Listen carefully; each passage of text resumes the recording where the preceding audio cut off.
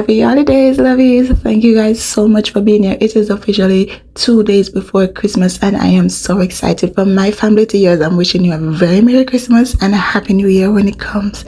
I hope you guys find this video very motivating. I am going to do it cleaning the entire house, preparing for Christmas, of course.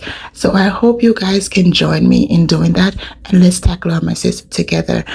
Of course, I won't get everything done on my to-do list today, but for the most part, the house will be clean, and then on Sunday I can just do a light tidying up and cook, of course. So guys, thank you again for being here. If you enjoy the content and want to see more, please do consider subscribing, give this video a thumbs up and leave me a comment down below. Now let's go tackle our messes together.